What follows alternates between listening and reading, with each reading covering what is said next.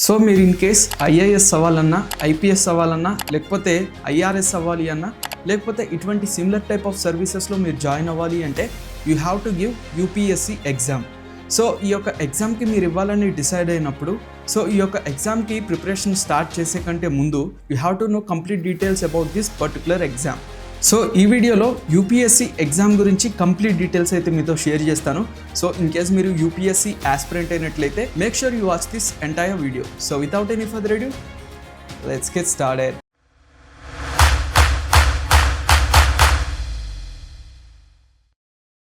So UPSC, so ఈ యొక్క exam అనేది మన యొక్క ఇండియాలోనే చాలా హార్డెస్ట్, చాలా టఫెస్ట్, అలాగే చాలా ఛాలెంజింగ్ ఎగ్జామ్ అనమాట.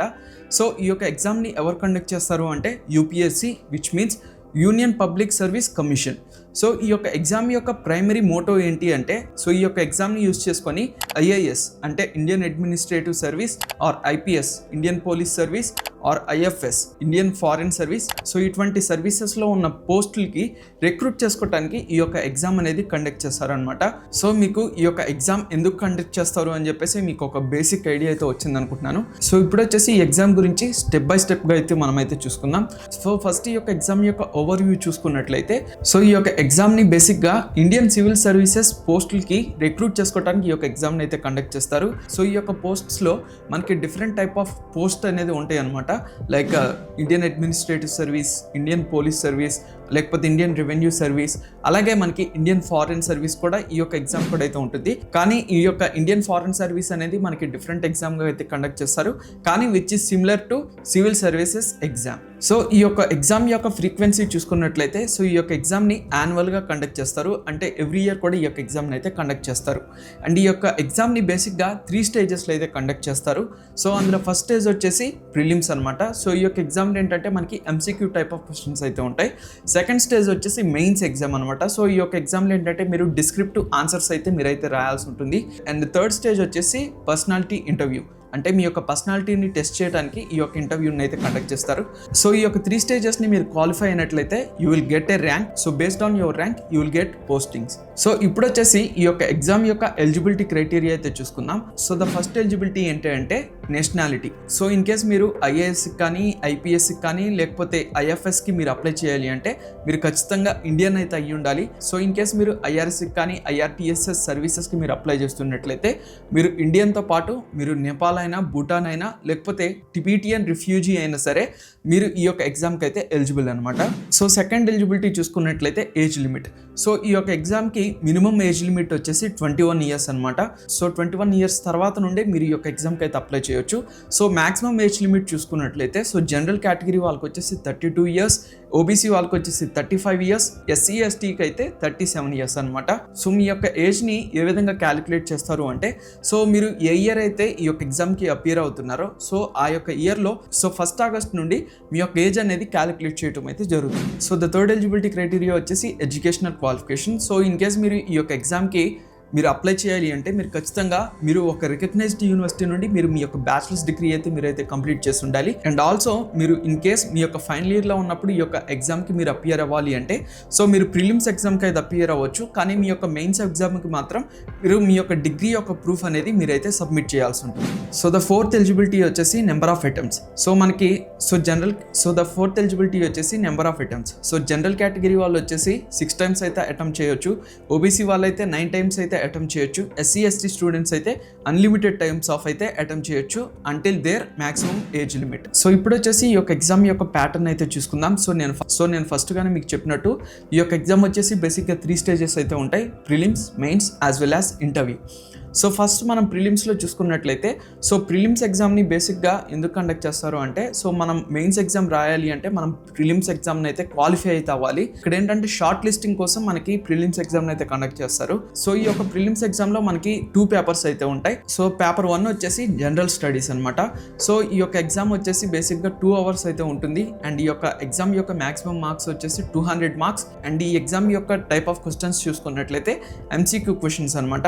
సో ఈ యొక్క ఎగ్జామ్లో కవర్ చేసే సిలబస్ చూసుకున్నట్లయితే సో మనకి current events, history, Geography, economics, science and technology. So ఈ ఏరియాస్ అన్నింటిలో కూడా ఈ యొక్క పేపర్ 1లో అయితే మిమ్మల్ని అయితే టెస్ట్ చేస్తారు. సో సెకండ్ పేపర్ ఏంటి అంటే civil servants aptitude test. So ఈ యొక్క పేపర్ కూడా మనకి అగైన్ 2 hours డ్యూరేషన్ అయితే ఉంటుంది అండ్ మనకి 200 మార్క్స్లో ఈ యొక్క ఎగ్జామ్ అయితే కండక్ట్ చేస్తారు. అండ్ ఈ యొక్క ఎగ్జామ్ యొక్క క్వశ్చన్స్ టైప్ చూసుకున్నట్లయితే మనకి అగైన్ MCQ క్వశ్చన్స్ అనమాట. అండ్ ఈ ఎగ్జామ్ యొక్క సిలబస్ చూసుకున్నట్లయితే సో ఈ యొక్క ఎగ్జామ్లో మిమ్మల్ని logical reasoning, quantitative aptitude, comprehension, decision making, అలాగే ప్రాబ్లమ్ సాల్వింగ్, సో ఈ యొక్క ఏరియాస్లో మిమ్మల్ని క్వశ్చన్స్ అడగటం అయితే జరుగుతుంది. సో ఈ యొక్క సివిల్ సర్వీసెస్ యాప్టిట్యూడ్ టెస్ట్లో మీరు ఖచ్చితంగా 33% అయితే మీరైతే సెక్యూర్ చేసుకోవాల్సి ఉంటుంది in order to qualify prelims exam. And ఇక్కడ ఇంకొక ఇంపార్టెంట్ పాయింట్ని మీరైతే నోట్ చేసుకోవాల్సి ఉంటుంది. సో మీ యొక్క ఫైనల్ మెరిట్ లిస్ట్ ఏదైతే ఉంటుందో సో ఈ యొక్క ఫైనల్ మెరిట్ లిస్ట్లో సో మీ యొక్క ప్రిలిమ్స్ మార్క్స్ని అయితే వీళ్ళైతే కన్సిడర్ చేయరు. సో ఈ యొక్క పాయింట్ని అయితే మీరైతే గుర్తుపెట్టుకోవాల్సి ఉంటుంది. సో ఈ యొక్క ప్రిలిమ్స్ ఎగ్జామ్ని నేను ఇందాకే చెప్పినట్టు it is just for short listing you for mains exam. And mains exam యొక్క ఎగ్జామ్ ప్యాటర్న్ చూసుకున్నట్లయితే సో మనకి మెయిన్స్ ఎగ్జామ్లో వచ్చేసి బేసిక్గా 9 పేపర్స్ అయితే ఉంటాయి అనమాట. సో ఈ యొక్క 9 పేపర్స్లో మనకి కొన్ని పేపర్స్ ఏంటంటే క్వాలిఫైయింగ్ పేపర్స్, ఇంకొన్ని పేపర్స్లో ఏంటంటే మనకి స్కోరింగ్ పేపర్స్ అనమాట.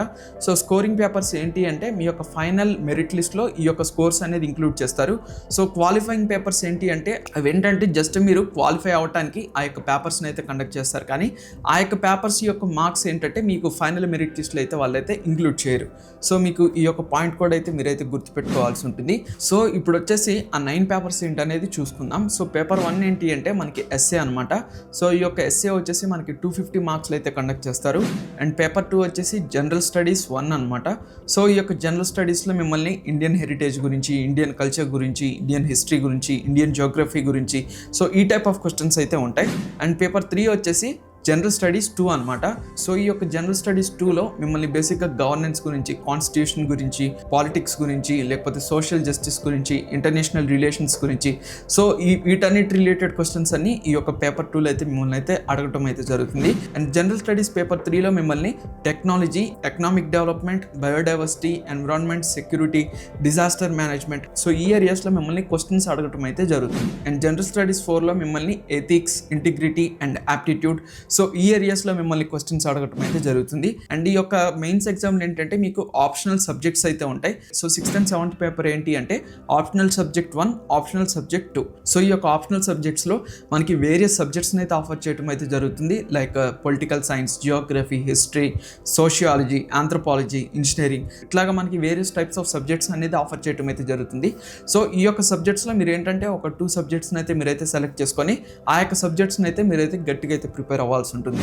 సో 8th పేపర్ వచ్చేసి Indian language paper and 9th paper వచ్చేసి ఇంగ్లీష్ లాంగ్వేజ్ పేపర్. సో ఈ యొక్క 2 పేపర్స్ వచ్చేసి 300 మార్క్స్ ఈచ్ అనమాట. సో ద థర్డ్ స్టేజ్ ఏంటి అంటే పర్సనాలిటీ టెస్ట్ అనమాట. సో ఈ యొక్క ఇంటర్వ్యూ యొక్క డ్యూరేషన్ వచ్చేసి ఎనీవేర్ బిట్వీన్ 30 minutes నుండి 45 minutes వరకు అయితే జరుగుతుంది అనమాట. సో ఈ యొక్క ఇంటర్వ్యూ యొక్క మార్క్స్ వచ్చేసి 275 మార్క్స్ అయితే ఉంటుందన్నమాట.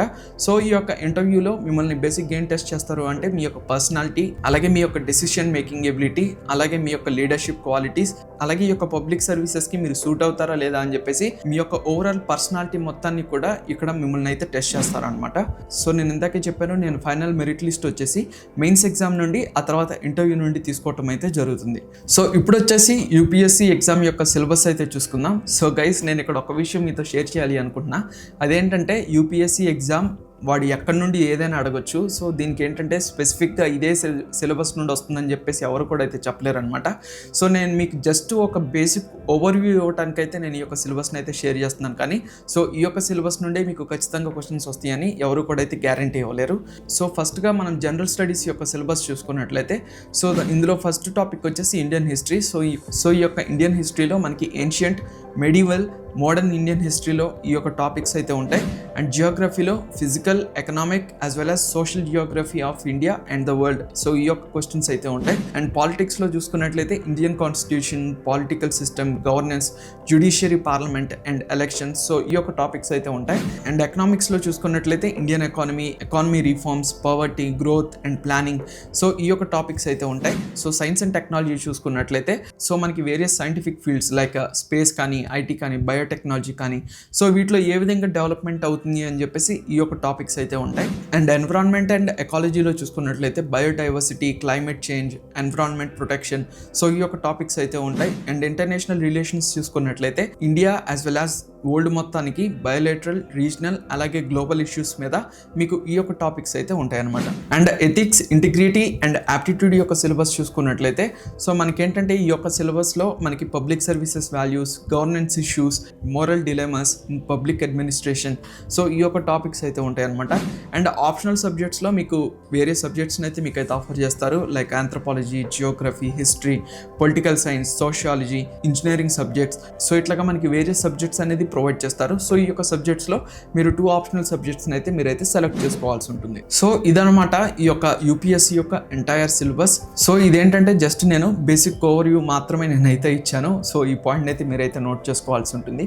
సో ఇప్పుడు వచ్చేసి మీరు యూపీఎస్సీ ఎగ్జామ్కి ఏ విధంగా మీరు ప్రిపేర్ అవ్వాలి, సో ఇవేంటంటే కొన్ని పాయింట్స్ మీతో అయితే షేర్ చేస్తాను. I think they will help you. So the first point ఏంటి అంటే you have to understand the syllabus. So first ఏంటంటే ఏ ఎగ్జామ్కైనా మనం ప్రిపేర్ అయ్యే ముందు సో ఫస్ట్ ఆ ఎగ్జామ్ యొక్క సిలబస్ మనకి మంచిగా అర్థమైనట్లయితే then we will get to know what actually to study. So the second point ఏంటి అంటే కరెంట్ అఫైర్స్. సో మీరు ఏంటంటే ఈ యొక్క కరెంట్ అఫైర్స్ కోసం మీరు చాలా అప్డేటెడ్గా అయితే ఉండాలి. So you can read various news papers, various weekly or monthly magazines to stay updated. And next point ఏంటి అంటే ఎన్సీఆర్టీ బుక్స్. సో మీరు India history, Geography as well as politics గురించి మీరు ఎక్కువగా ఇన్డెప్త్గా మీరు స్టడీ చేయాలి అంటే so NCERT books is the best choice for you. So ఈ యొక్క బుక్స్ని మీరు చదివినట్లయితే మీకు ఈ యొక్క కాన్సెప్ట్స్ అన్నింటిలో కూడా మీకు చాలా స్ట్రాంగ్ ఫౌండేషన్ అయితే ఉంటుంది. సో నెక్స్ట్ పాయింట్ ఏంటి అంటే mock test. So mock test అనేది ఏ యొక్క ఎగ్జామ్కైనా they play a major role. So మీరు ఏంటంటే ఎంత నాలెడ్జ్ గెయిన్ చేశారు అనేది కాదు, మీరు టైంని ఎంత మంచిగా ఎఫిషియెంట్ యూజ్ చేసుకున్నారు, యాజ్ వెల్ యాజ్ మీ యొక్క ఆన్సర్స్ ఎంత యాక్యురేట్గా ఉన్నాయి అనేది కూడా చాలా మ్యాటర్ అనమాట. సో ఈ యొక్క స్కిల్స్ని మీరు ఎలా గెయిన్ చేస్తారు అంటే with the help of practice. So మీరు మెయిన్ ఎగ్జామ్కి ఇచ్చే ముందు డెఫినెట్గా మీరు మాక్ టెస్ట్లు అయితే మీరైతే ఖచ్చితంగా అయితే ఇవ్వాల్సి ఉంటుంది. సో నెక్స్ట్ పాయింట్ ఏంటి అంటే స్టడీ ప్లాన్. సో మీరు ఏంటంటే మీ యొక్క ఎంటైర్ ప్రిపరేషన్కి మంచిగా మీరు ప్లాన్ చేసుకున్నట్లయితే you will get to no like what actually to study. And మీరు చదివిన దాన్ని ఏ విధంగా రివైజ్ చేసుకోవాలి, ఏ విధంగా మీ యొక్క నోట్స్ ప్రిపేర్ చేసుకోవాలి. సో మీకు ఏంటంటే మీరు చదువుతున్నంతా కూడా ఏంటంటే మీకు కంప్లీట్ మీకు ఒక ఐడియా అనేది ఉంటుంది, ఏం చదవాలి ఇంకా ఏం చదవకూడదు అని చెప్పేసి. So always make a study plan for any competitive exam. So next point ఏంటి అంటే కోచింగ్ అనమాట. సో కొంతమంది స్టూడెంట్స్కి ఏంటంటే వాళ్ళు ఓన్గా చదివితే కొంతమంది స్టూడెంట్స్కి వెంటనే ఎక్కదనమాట. సో ఈ టైంలో ఏంటంటే you can prefer coaching. So కోచింగ్లో ఏంటంటే మీకు కంప్లీట్ గైడ్ అనేది ఉంటుంది. సో ఇన్ కేస్ మీకు మీ మీద కాన్ఫిడెన్స్ లేకపోయినట్లయితే you can prefer coaching. And next point ఏంటంటే మెయిన్స్ ఎగ్జామ్ కోసం ప్రాక్టీస్ రైటింగ్. సో మనకి ప్రిలిమ్స్ ఎగ్జామ్లో ఏంటంటే మనకి అన్ని ఎంసీక్యూ టైప్ ఆఫ్ క్వశ్చన్స్ ఉంటాయి, కానీ మెయిన్స్ ఎగ్జామ్లో ఏంటంటే we have to right answers. So ఆ యొక్క ఆన్సర్స్ మీరు రాయాలి అంటే definitely you have to practice writing. So next point ఏంటి అంటే interview preparation. So after you clearing your prelims as well as mains exam, so next ఏంటంటే మీరు interview మీద అయితే మీరైతే ఫోకస్ పెట్టాల్సి ఉంటుంది.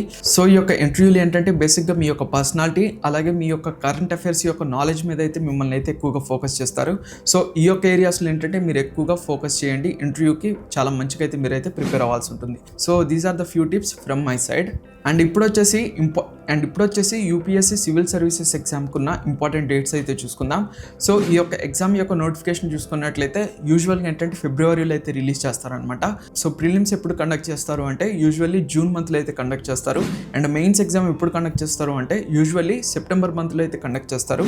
ఇంటర్వ్యూ చూసుకున్నట్లయితే మనకి నెక్స్ట్ ఇయర్ మార్చ్ మంత్లో అయితే కండక్ట్ చేస్తారు అనమాట. సో ఇవేంటంటే జస్ట్ మీకు బేసిక్ ఐడియా ఇవ్వడం కోసం ఈ యొక్క డేట్స్ అయితే చెప్పాను. సో మీరు డైలీ నోటిఫికేషన్ అయితే చెక్ చేస్తూ ఉండండి to know the exact date. And once మీరు ఈ యొక్క ఎగ్జామ్ని క్లియర్ చేసిన తర్వాత you will get a role as IAS or IPS or IFS or IRS. So ఇప్పుడు వచ్చేసి మీరు వన్స్ మీ యొక్క సర్వీస్లో జాయిన్ అయిన తర్వాత సో మీ యొక్క సాలరీస్ ఏ విధంగా ఉంటాయి, ఆ తర్వాత మీకు బెనిఫిట్స్ ఏమేమి వస్తాయని చూసుకుందాం.